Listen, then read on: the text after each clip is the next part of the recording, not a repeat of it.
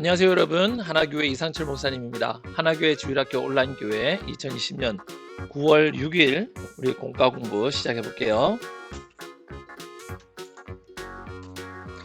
오늘 말씀 함께 읽어보겠습니다. 사무엘상 18장 7절부터 9절 말씀.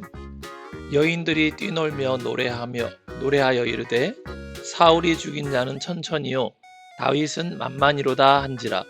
사울이 그 말에 불쾌하여 심히 노하여 이르되 다윗에게는 만만을 돌리고 내게는 천천만 돌리니 그가 더 얻을 것이 나라 말고 무엇이냐 하고 그날 후로 사울이 다윗을 주목하였더라. 지난주일 말씀 기억나나요? 다윗이 골리앗을 넘어뜨리면서 이스라엘을 승리로 이루게 되죠. 그래서 이제 사울과 다윗이 가까운 사이가 되어집니다. 오늘은 그 다음이 있는 일인데 이렇게 가깝게 지내던 사울과 다윗이 관계가 깨지는 일이 나타나요. 그 가운데 오해가 있었고 또 시기가 있었기 때문이죠. 오늘은 그 오해와 시기의 이야기 함께 들어볼게요. 다윗이 골리앗을 넘어뜨린 그날부터 사울은 다윗을 자기 곁에 두고 고향에 돌아가지 못하게 했어요. 자, 이제 너는 궁중악사가 아니라 나의 중요한 신하다. 알겠습니다. 함께 있던 사울의 아들 요나단은 다윗에게 마음이 끌렸어요. 야야, 우리 친하게 지내자. 그게 좋아. 요나단은 다윗을 제 목숨처럼 아끼면서 영원한 우정을 약속했죠.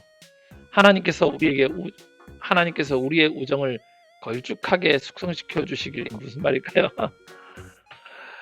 뿐만 아니라 자신의 겉옷과 군복, 활, 칼, 허리띠까지 다윗에게 주었어. 다윗은 사울이 어떤 임무를 주든지 맡은 일을 확실히 처리했지. 그래서 사울은 다윗을 군대 지휘관으로 삼았어. 모든 백성과 신하들도 이것을 기뻐했지. 다윗 만세! 언제나 우리를 승리로 이끄신다. 다윗과 군사들이 전쟁을 마치고 들어올 때 이스라엘의 온 마을에는 여자들이 소고와 꽹과리를 가지고 나와서 노래하고 춤추며 사울 왕을 환영했어. 하나님을 찬양하라. 사울 왕 만세, 다윗 만세. 사울 왕이 다윗과 함께 들어오고 있습니다. 그때 사울의 귀에 들렸던 노래가 하나 있었어. 사울이 죽인 적은 천천히요 다윗이 죽인 적은 만만이래요.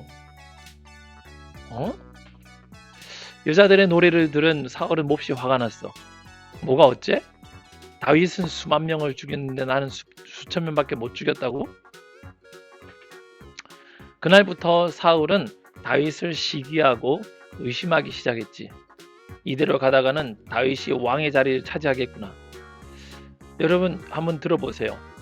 다윗은 군인이에요. 그래서 나가서 전쟁을 치르고 승리하는 것은 다윗의 일이었죠.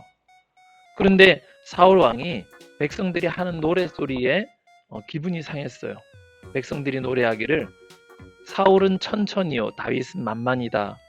사울이 죽인 사람은 천명이고 다윗이 죽인 사람은 만명이다 라는 말을 듣고 마음이 상했던 거예요. 그래서 이 다윗이 이제 나를 이기고 이 나라의 왕이 되겠구나 하는 생각을 하게 된 겁니다. 그런데 사실 다윗에게는 그런 생각이 전혀 없었어요. 군인은 나가서 싸우고 이기고 돌아올 뿐이고 그럴 때에 왕을 위해서 싸우는 것 아니겠어요? 백성을 위해 싸우는 것 아니겠어요? 그래서 오히려 사울 왕은 자기에게 이런 능력 있는 부하가 있는 것을 더 자랑스럽게 여기면 좋았을 텐데 이 능력 있는 부하를 향해서 시기와 질투가 나타나니까 그때부터 마음이 여러 가지로 힘든 일이 나타나기 시작했습니다. 다음 날부터 하나님께서 보내신 나쁜 영이 사울을 덮쳤어요. 그 사람은 미친 사람처럼 소리를 지르기 시작했어요. 말도 안 돼. 이 나라는 내 거야. 내 거라고. 다윗은 보통 때처럼 하프를 켜고 사울은 손에 창을 들었어요. 다윗, 내 놈을 벽에 박아버릴 테다. 이놈아, 받아라. 샥. 으다다다다. 와. 어쭈 피했어? 쉑! 다윗은 두 번이나 사울이 던진 창을 피했어요.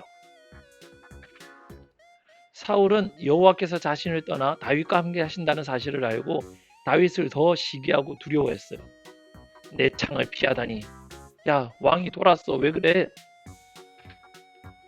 사울은 다윗을 천부장으로 삼고 멀리 전쟁터로 떠나보냈어요. 천부장이라는 것은 1000명의 부하를 거느리는 장군을 뜻합니다. 작은 부대를 이끌고 싸움터에 나가서 죽어버려라.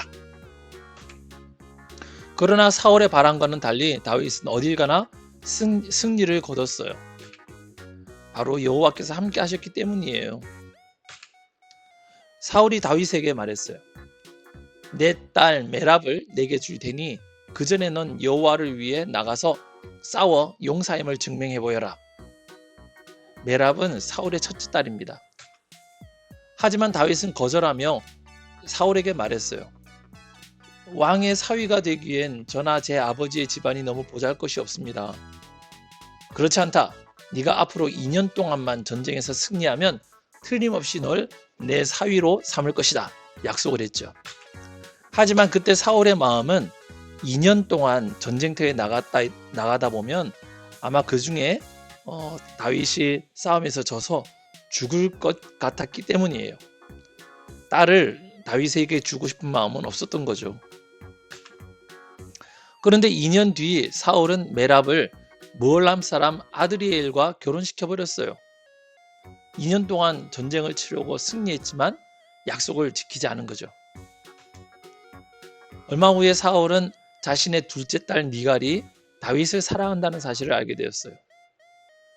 둘째 딸 미갈이란 딸이 있는데 다윗을 사랑하는 것을 알게 됐죠. 잘됐군. 미갈을 다윗에게 주고 미갈을 이용해 다윗을 블레셋 사람들 손에 죽게 하는 거야. 사울은 다시 다윗을 불렀어요. 내 둘째 딸 미갈을 어떻게 생각하냐?